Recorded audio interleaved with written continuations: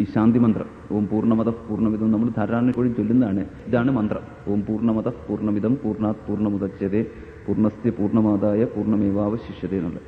അപ്പോൾ ഈ ശാന്തി മന്ത്രം ഇവിടെ നിന്ന് എടുത്തിട്ടാണ് നമ്മൾ സാധാരണയായിട്ട് ഇത് എല്ലാത്തിൻ്റെയും ആരംഭത്തിലും സാധാരണ ആരംഭത്തിൽ ചൊല്ലുന്ന ഒരു സിസ്റ്റമല്ല ഈ ദക്ഷിണേന്ത്യയിലുള്ളത്, അവസാനത്തിൽ ചൊല്ലുന്നതാണ്. അതേസമയം ഇത് നോർത്ത് ഇന്ത്യൻ സിസ്റ്റത്തിലാണെങ്കിൽ പ്രാരംഭത്തിൽ തന്നെ പൂർണ്ണമത എന്നുള്ളത് ചൊല്ലും. അതുകൊണ്ട് പൂർണ്ണമത ഇപ്പോൾ ആദ്യം ചൊല്ലി എന്നുള്ളതുകൊണ്ടും കുഴപ്പമില്ല, അവസാനം ചൊല്ലി എന്നുള്ളതുകൊണ്ടും കുഴപ്പമില്ല. ദശശാന്തികളിൽ ഒന്നാണ് ഈ പൂർണ്ണമത എന്നുള്ളത്.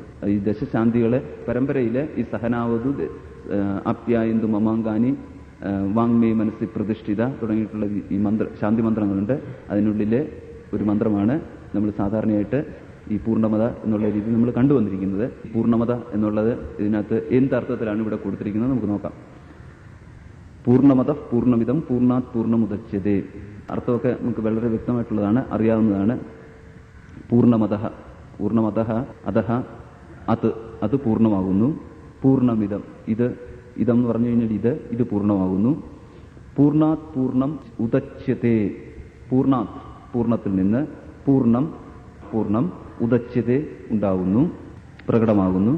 പൂർണ്ണസ്യ പൂർണ്ണമാദായ പൂർണ്ണത്തിന്റെ പൂർണ്ണമാദായ പൂർണ്ണം എടുത്താൽ ആദായ സ്വീകരിച്ചാൽ പൂർണ്ണമേവ അവശിഷ്യതേ പൂർണ്ണം തന്നെ അവശേഷിക്കുന്നു. നമ്മൾ വേണമെങ്കിൽ പറയും, എന്തൊരു ഉത്കൃഷ്ടമായിട്ടുള്ളതാണിത്, പൂർണ്ണത്തിൽ നിന്ന് പൂർണ്ണം ഉണ്ടാകുന്നു, പൂർണ്ണം തന്നെയാണ് അവശേഷിക്കുന്നത്. അത് വളരെ ഉത്കൃഷ്ടമാണെന്ന് ചിലർക്ക് തോന്നും. ചിലർക്കാണെങ്കിൽ തോന്നും ഇതിനകത്ത് എന്താ ഇത്രയുള്ളതെന്ന് ചോദിക്കും. അതെന്ന് വെച്ച് കഴിഞ്ഞാൽ പൂർണ്ണത്തിൽ നിന്ന് പൂർണ്ണം എടുക്കുന്നു, പൂർണ്ണത്തിലോട് പൂർണ്ണം ചേർത്താലും പൂർണ്ണം. ഈ ബ്രഹ്മജ്ഞാനവുമായിട്ട് ഇതിലെന്താണ് ബന്ധം? ഇത് കേട്ട് കഴിഞ്ഞാൽ ഒരുവന് ബ്രഹ്മജ്ഞാനം ഉണ്ടാകുന്നത് എങ്ങനെ? പൂർണ്ണസ്യ പൂർണ്ണമാദായ പൂർണ്ണമേവ അവശിഷ്യത എന്ന് പറഞ്ഞു കഴിഞ്ഞാൽ ബ്രഹ്മജ്ഞാനം കിട്ടിയ ഒരാൾ വെറുതെ പറയുന്നതാണോ ഞാൻ പൂർണ്ണനാണ്? അപ്പോൾ അതേമാതിരി ബ്രഹ്മജ്ഞാനം കൊണ്ട് സംതൃപ്തനായ ഒരുവൻ പറയുന്നു ഞാൻ പൂർണ്ണമാണ്, മുമ്പ് പൂർണ്ണമാണ്, ഇപ്പം പൂർണ്ണമാണ്, ഇത് ബ്രഹ്മവും പൂർണ്ണമാണ്, ഞാനും പൂർണ്ണമാണ്, ഇതേമാതിരി പൂർണ്ണമാണെന്ന് പറയലാണോ? എന്താ അതിന്റെ ഉദ്ദേശം? അതായത് ഇത് വസ്തുസ്വരൂപത്തിനെ പ്രകാശിപ്പിക്കുന്ന മന്ത്രമാണ്. അതായത് മുഴുവൻ ഉപനിഷത്തിന്റെയും അർത്ഥം നമുക്ക് ഇതിനകത്ത് കാണാം. സ്നാനം ചെയ്തിട്ട് ശതീകരണത്തിലൂടെ നമ്മൾ കടന്നുപോയി കഴിഞ്ഞു കഴിഞ്ഞാൽ മുഴുവൻ ഉപനിഷത്തിന്റെയും അല്ലെങ്കിൽ മുഴുവൻ വേദത്തിന്റെയും രഹസ്യം എന്ന് പറയുന്നത് ഇതിനകത്ത് കാണാം. അതുകൊണ്ട് ഇത് വളരെ ശ്രദ്ധാപൂർവ്വം നമ്മൾ കാണേണ്ടതാണ്. അതഃ പൂർണ്ണം എന്നുള്ളതാണ് ഒന്നാമത്തേത്. അതഃ പൂർണ്ണം എന്ന് പറഞ്ഞാൽ അത് പൂർണ്ണമാകുന്നു. അത് പൂർണ്ണമാകുന്നു പറഞ്ഞാൽ ഏത് പൂർണ്ണമെന്നാണ്? അത് എന്ന് ഇവിടെ ഉദ്ദേശിച്ചിരിക്കുന്ന സർവനാമത്തിലാണ് അതഹ എന്നുള്ള പ്രയോഗം. നാമവും സർവനാമവും എന്ന് പറഞ്ഞാൽ രാമൻ നാമവും അവൻ എന്നുള്ളത് സർവനാമവും. ഇതേമാതിരി ഈ സർവനാമങ്ങൾ എന്ന് പറഞ്ഞു കഴിഞ്ഞാൽ ആർക്ക് വേണേലും ഉപയോഗിക്കാവുന്നതാണ് സർവനാമങ്ങൾ. രാമൻ വരുന്നു, അവൻ കർത്തവനാണ്. ഗോവിന്ദൻ വരുന്നു, അവൻ വെളുത്തവനാണ് എന്ന് പറയുമ്പോൾ രാമൻ ഗോവിന്ദൻ എന്നുള്ള നാമങ്ങൾ മാറുന്നു, പക്ഷെ അവൻ എന്നുള്ളത് മാറുന്നില്ല. ഇത് രാമനോടും ചേരാം, ഗോവിന്ദനോടും ചേരാം, ഗോപാലനോടും ചേരാം. അതുകൊണ്ടാണ് ഇതിനെ സർവനാമം എന്ന് പറയുന്നത്. ഈ രണ്ട് സർവനാമങ്ങൾ ഇവിടെ കൊടുത്തിട്ടുണ്ട്. അതിലൊന്ന് അതഹ എന്നുള്ള സർവനാമവും രണ്ടാമത്തത് ഇതം എന്ന് പറയുന്നത്. അതഹ എന്ന് പറയുന്നത് അത് എന്നും ഇതം എന്ന് പറഞ്ഞു കഴിഞ്ഞാൽ ഇത് എന്നാണ്. ഇങ്ങനെ അതെന്നും ഇതെന്നും പറഞ്ഞിരിക്കുന്ന രണ്ട് സർവനാമങ്ങൾ. ഇത് രണ്ടും ചേർന്നിരിക്കുന്ന ഒന്നിനോടാണ് ചേർന്നിരിക്കുന്നത്, പൂർണ്ണം എന്ന് പറഞ്ഞിരിക്കുന്ന നാമത്തോട്.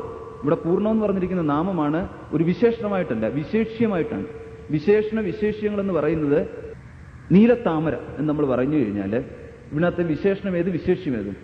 നീലത്താമരയിലെ നീലം എന്നുള്ളത് വിശേഷണവും താമര എന്നുള്ളത് വിശേഷ്യവും. കറുത്ത കുതിര എന്ന് പറഞ്ഞു കഴിഞ്ഞാൽ ഇതിനകത്തൊരു ഗുണഗുണി സംബന്ധമുണ്ട്. ഇതിനകത്ത് ഈ ഗുണവും ഗുണിയും തമ്മിൽ ഏതെന്നാണോ ഗുണത്തോട് ചേർന്നിരിക്കുന്നത് അത് ഗുണി. അപ്പോൾ ഇതുകൊണ്ട് നീലത്താമരയിലെ താമര എന്ന് പറയുന്നത് വിശേഷ്യവും, വിശേഷ്യം എന്നിപ്പോൾ വിശേഷിപ്പിച്ചിരിക്കുന്നത് ഒരു വിശേഷണം ഉള്ളതുകൊണ്ട് മാത്രമാണ്. നീല എന്ന് പറഞ്ഞ വിശേഷണത്തോടുകൂടി ചേരുമ്പോൾ മാത്രമാണ് ഈ താമരയെ നീലത്താമര എന്ന് വിളിക്കാൻ സാധിക്കുകയും ഈ നീല താമരയിലെ വിശേഷ്യം ഈ താമരയാണ് എന്ന് നമുക്ക് പറയാൻ സാധിക്കുകയും ചെയ്യുന്നു. അപ്പോൾ അതേമാതിരി തന്നെ ഇവിടെയും ഒരു വിശേഷണങ്ങളുണ്ട്. ഈ വിശേഷണത്തിലെ ഇതിനകത്ത് ഇപ്പൊ എന്താണ് വിശേഷണം വിശേഷ്യം എന്നുള്ളതാണ്. അപ്പൊ അതഃ പൂർണ്ണം എന്ന് പറയുമ്പോൾ അതഹ എന്ന് പറഞ്ഞിരിക്കുന്ന സർവനാമവും പൂർണ്ണം എന്ന് പറഞ്ഞിരിക്കുന്ന നാമവും അതേമാതിരി തന്നെ ഇവിടെയും ഇതം പൂർണ്ണം എന്ന് പറയുമ്പോഴും ഇതം എന്ന് പറഞ്ഞിരിക്കുന്നതും പൂർണ്ണം എന്ന് പറഞ്ഞിരിക്കുന്ന നാമവും സർവനാമവും ഈ രണ്ടെണ്ണം തമ്മിൽ ഏതെങ്കിലും തരത്തിൽ വിശേഷണ ബന്ധമുണ്ടോ? അല്ലെങ്കിൽ അത് പൂർണ്ണം ഇത് പൂർണ്ണം എന്ന് പറഞ്ഞു കഴിഞ്ഞാൽ ഒരേ പൂർണ്ണം എന്ന് പറയുന്ന ശബ്ദം എങ്ങനെ രണ്ടെണ്ണത്തിലേക്കും വരാം? വേണമെങ്കിൽ ഇങ്ങനെ പറഞ്ഞുകൂടെ എന്ന്, ഇവൻ കർത്തവൻ അവൾ കർത്തവൾ, അല്ലെങ്കിൽ രാമൻ കർത്തവൻ ഗോപാലൻ കർത്തവൻ, ഇപ്രകാരം ആയിക്കൂടെ എന്ന്. ഇപ്രകാരമല്ല. ഭിന്ന വസ്തുവിന്മേലാണോ ഈ വിശേഷണങ്ങൾ, അത് ഒരേ വസ്തുവിന്മേൽ തന്നെയാണോ തുടങ്ങിയിട്ടുള്ള ഭാഗങ്ങളെ കുറിച്ച് നമുക്ക് വളരെയേറെ സംശയം ഉണ്ടാവും. അപ്പൊ അതുകൊണ്ട് ഇത് എന്തിനെക്കുറിച്ചാണ് ഉദ്ദേശിച്ചിരിക്കുന്നത് നോക്കിക്കഴിഞ്ഞാൽ ഇങ്ങനെ കാണണം. ഒന്നാമത്തത് അതഃപൂർണം, അത് പൂർണ്ണം എന്ന് പറഞ്ഞു കഴിഞ്ഞാൽ പരോക്ഷ ശബ്ദത്തിലൂടെ എന്താണോ പ്രകടമായിരിക്കുന്നത് അതിനെയാണ് അതഹ എന്നുള്ളത് കൊണ്ട് സൂചിപ്പിക്കുന്നത്. കാരണം അത് എന്ന് വിശേഷിപ്പിക്കുന്നത് തീർച്ചയായിട്ടും പ്രത്യക്ഷഗോചരമായിട്ടുള്ള ഒന്നിനെ ഇത് എന്നാണ് നമ്മൾ വിളിക്കുക, അത് എന്നല്ല. അത് എന്ന് പറയണമെന്നുണ്ടെങ്കിൽ വ്യക്തിയിൽ നിന്ന് അകലെയായിരിക്കണം. ഇത് എന്ന് നമ്മൾ പറയുന്നു, അത് എന്ന് പറയുന്നു. അത് എന്ന് പറഞ്ഞ് അകന്നു നിൽക്കുന്നതും ഇത് എന്ന് പറഞ്ഞിരിക്കുന്നത് അടുത്തതുമാണ്.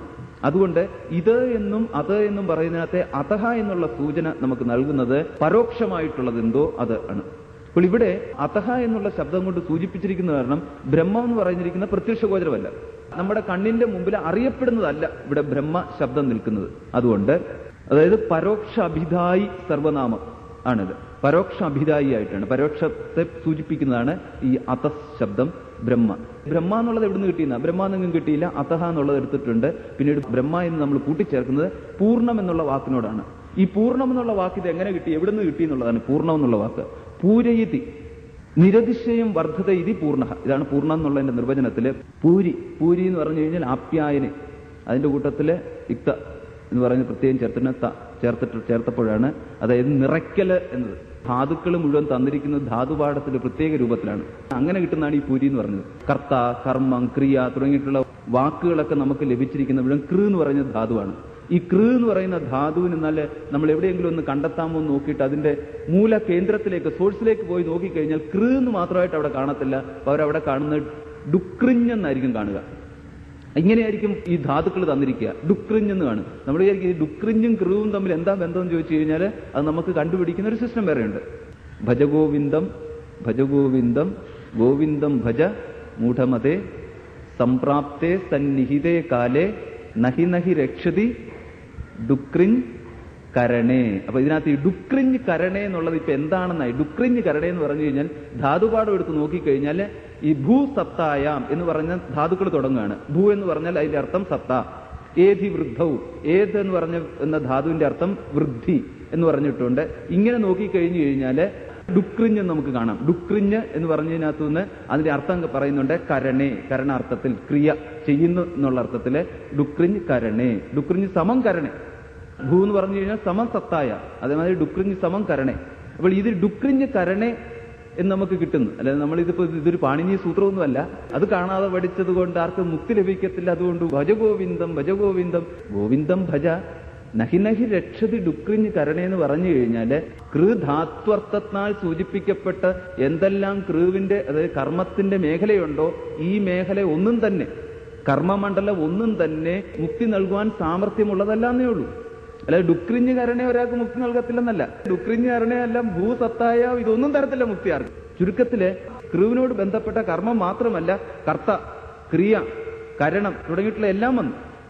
ഇവയൊന്നും തന്നെ, കാരണം എത്ര കാലം കർത്തൃത്വം നിൽക്കുന്നു അത്രത്തോളം കാലം മുക്തി സാധ്യമല്ലാത്തതുകൊണ്ട്, മുക്തി എന്ന് പറയുന്നത് സ്വതന്ത്രതയും കർത്തൃത്വം എന്ന് പറയുന്ന ബന്ധിക്കപ്പെട്ടതുമായിട്ടുള്ള ഈ രണ്ടെണ്ണവും തമ്മിൽ ഏകാധികരണത്തിൽ സ്ഥിതി ചെയ്യുവാൻ സാധ്യമല്ലാത്തതുകൊണ്ട്, അതായത് ഒരേ വ്യക്തിക്ക് തന്നെ ഒരേ സമയം മുക്തനായിട്ടും കർമ്മം ചെയ്യുന്നവനുള്ള കർത്താവായിട്ട് നിൽക്കുക സാധ്യമല്ലാത്തതുകൊണ്ട് ഇത് രണ്ടും കൂടെ പൊരുത്തപ്പെട്ടു പോകുക എന്നുള്ളത് സാധ്യമല്ല. അതിനാലാണ് കൃധാതുവോട് ബന്ധപ്പെട്ട ഒന്നിനും തന്നെ മുക്തി നൽകുന്നതല്ല എന്നുള്ളത്. നഹി നഹി രക്ഷതി എപ്പോഴെന്ന് ചോദിച്ചു കഴിഞ്ഞാൽ സംപ്രാപ്തേ സന്നിഹിതേ കാലേ, സന്നിഹിതേ കാലേ സംപ്രാപ്തേ സന്നിഹിതേ സതി, കാലേ അന്തകാലേ, കാലൻ വരുമ്പോൾ എന്ന് പറഞ്ഞു കഴിഞ്ഞാൽ കാലം വരുമ്പോൾ, അന്ധകാലം വരുമ്പോൾ.